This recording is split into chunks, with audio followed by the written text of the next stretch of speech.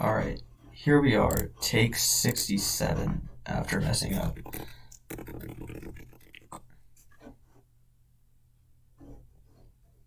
Okay, so, sure, back at the beginning. Let's create a sketch. Make it on whatever plane you want.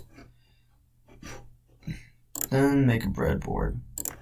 Here's your base rectangle. Seems like an accurate height. Or an accurate dimension. Now I'm going to click this thing, extrude it by, let's say, half an inch. Doesn't really matter.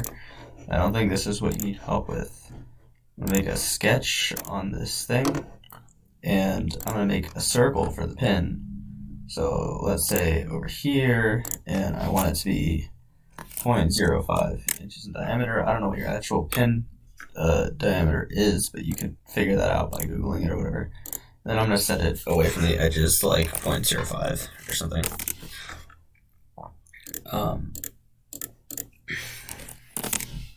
Sorry if my mouse sounds like incredibly terrible on this audio. Anyways, now we get to use rectangular pattern, and that's this thing over here.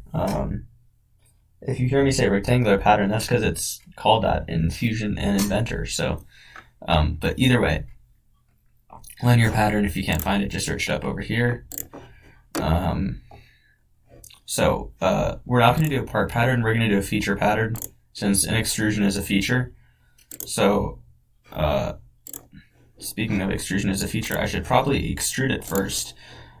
So I am going to extrude this down by, let's say, half of whatever I did. So I extruded the board up by like half an inch, so you get 0.25 of an inch or something. And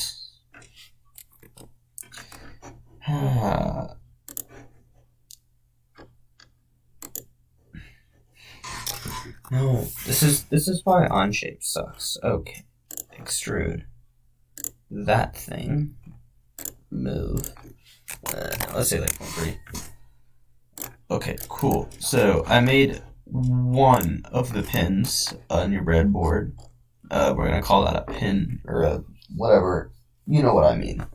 And now we're gonna use the linear pattern. And since an extrusion is a feature, we need to change it to a feature pattern. And I'm gonna click on extrude to here in my timeline. And then for the direction, I'm gonna choose the line that I want it to go across. So I want it to follow this line, and I also want it to follow that line. So I'm going to click second direction, and I'm going to click this line. So the instance count is the number of duplicates that it's going to create. So say I want it to make like 20 along the y-axis right here. So I'm going to put 20 there, and it's going to follow 20 along that line. But right now it's going to set the centers of the circle 1 inch apart here, because that's what I have the distance set at. So since the radius of each circle is 0.025, I can make the distance between them, say like 0.07. And there you have it.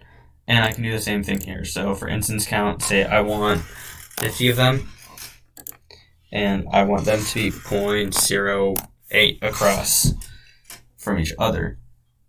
And just click the green mark, it's going to duplicate them like that. And there's your breadboard. That looks very realistic. So I don't know exactly what you need to design your breadboard as, but just apply this to whatever you need to do. Yeah.